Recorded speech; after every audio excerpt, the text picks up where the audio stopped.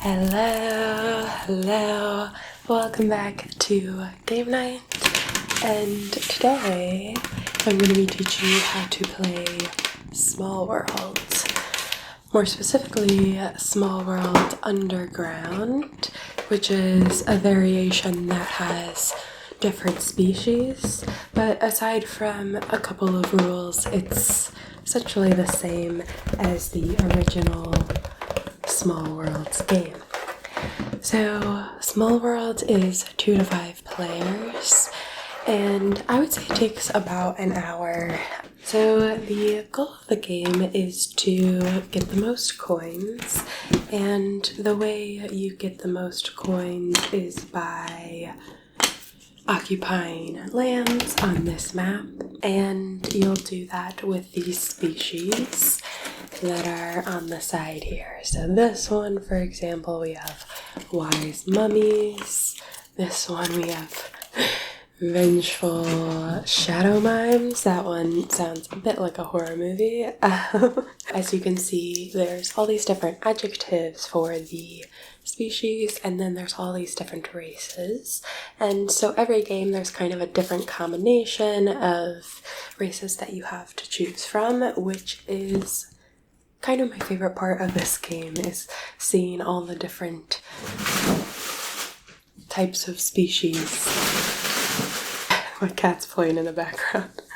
You'll choose which kind of species you would like, but this game has you kind of waxing and waning species throughout the game. So if you've played Evolution or Oceans, it's very similar to those games where you pick a species to start with, but they might die out and you'll start with another species then throughout the game. So you're not necessarily, as a player, tied to this one species. You're more so overseeing the rise and fall of civilizations throughout the game, which is kind of cool. I'll take you through the rules, but keep in mind that most of the rules can be broken by various species. So a lot of times there'll be a rule and the species will essentially say ignore that rule. So follow the rules unless your species abilities say otherwise. How the game will flow is pretty standard. Each player will take a turn one at a time in clockwise order. So your first turn will be a little bit unique. You of course will need to choose your first species. Then you'll go out and conquer the lands, and then you'll score coins based on how far you got. First, starting out with picking a species. This is kind of the available species to you, so you can purchase from the top of this deck or all the way down the line. If you purchase from the top of the deck, then it is free to you, but if you purchase one of these lower ones, then you'll have to pay 1 coin for every single species above it. So if I wanted to purchase, let's say, the shield cultist here, I would need to place 1 coin on the flocking ogres, and so on. So down the line it's more expensive. On the flip side, if you're purchasing a species that already has some coins on them, then you get those coins. So you get kind of a bonus for taking species that are maybe less desired by your friends. So you'll choose your species for yourself, take all of that, and then these will all shift down 1 so that you can reveal the top species on the deck, and that's now available for purchase. So whichever species you got, there's a whole bunch of different tokens, as you can see, for all the different species. So you'll find whichever one matches your chosen species. This is Buddy. And you'll only take a certain number of these tokens. So you'll figure that out by adding the 2 numbers on these plaques. So this one is 4 and 4. So I would take 8 of these tokens. Some of them are like 10. 7, 3 maybe. So you'll have a different number of tokens based upon, essentially how good the abilities are to sort of offset really good abilities. That is how you pick your species, and then the next thing you'll do with these tokens is start conquering. So if your species is brand new, which in this case it is, you'll have to start conquering from the edge of the board. So we'd maybe start here. In order to conquer a space, you'll have to have a certain number of tokens to do so. At minimum, you'll need 2 tokens to conquer any given space, and then you might need some additional tokens if there's obstacles in your way. There are quite a few different things that you'll each need 1 additional token in order to conquer. So first is if there's an opponent's token that's already on that space, you'll need 1 additional token per. You'll also need an additional token if there's a monster there. You'll need an additional token if there is a mountain, which looks like this. You'll also need an additional token if there's a armor or a keep building token on the space. If there's other tokens that are not really defense related, those don't require another token. Those are just in that spot, but you can conquer them as usual. Something special about the underground version of Smallworld rather than the original is these river territories. For the rivers, you only have to have 1 token to conquer them, but at the end of your turn, you have to evacuate that region. So, kind of a temporary stepping stone, and it costs a little bit less. Regions that have off-limit signs are off-limit, so they'll look like a little do not disturb there. So you'll have to navigate around those spaces. You'll go through and conquer, and whichever tokens were required to conquer that spot, they have to stay in that spot for this turn. If you do conquer a space with other enemy tokens, you'll remove those tokens.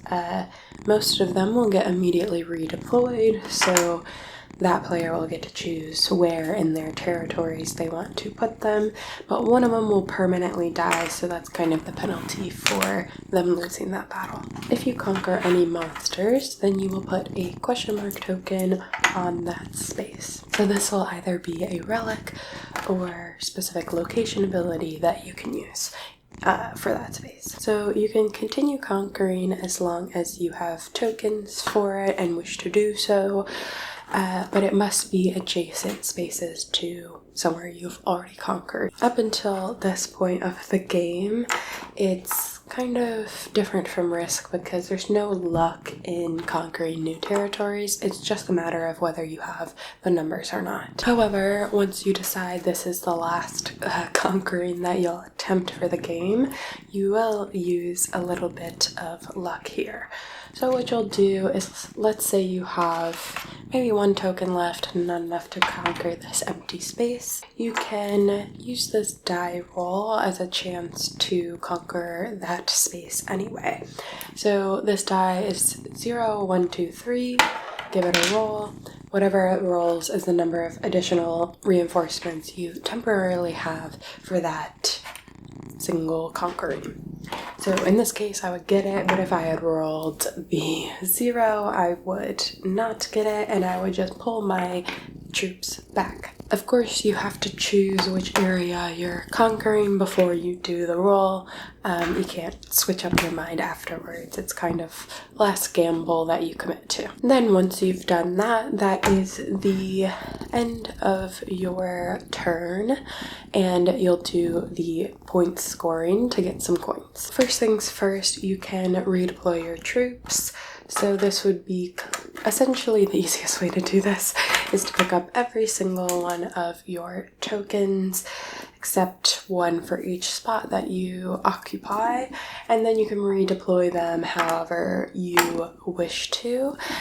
They don't even have to be connecting territories or anything. You can redeploy however you would like in territories that you are currently occupying. Only exception to that is the river regions, which I mentioned you have to evacuate at the end, so you'll take all of your tokens from that spot. Then you'll do your scoring, and it's pretty simple. You'll just get 1 coin for each spot that you are in, so I would get 4 coins for this round. Some species will have abilities that give you additional coins, so maybe a fungal species would get an extra coin if you're in the mushroom area, or a dwarven species may give you extra coins if you're in a mining mountain area, something like that. So make sure to check that you're getting those extra coins.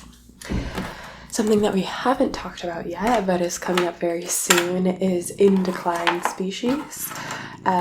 They will look like this, flipped over, and you'll still collect coins for them even though they're a species that's declining. That is the first turn. In subsequent turns, you will move this turn tracker down the line for each time it goes around in a circle. So if you're the first player, you'll be the one kind of advancing this to the next round, and round 10 will signify the end of the game.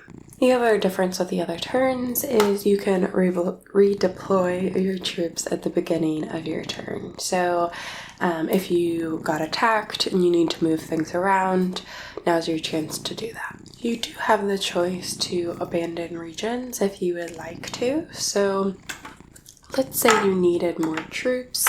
If you wanted to perhaps take a more offense attack strategy than a defense one, you might want to collect up some of your tokens and then use them on a future turn for attacking your opponent in those regions. Or you could do this if you wanted to get a specific item, etc. As I mentioned earlier, this game, you might have a number of different species that rise and fall throughout your game. So at some point, if you feel like your race is extended, you've run out of troops, you can put these species in decline. So you'll flip all these species over and you will remove any species more than the one on that space. A lot of times what will happen is, as your spaces are conquered throughout the game, you're permanently losing 1 token each time. That can't be revived in any way, unless you have like a vampire species or something, maybe the mummies.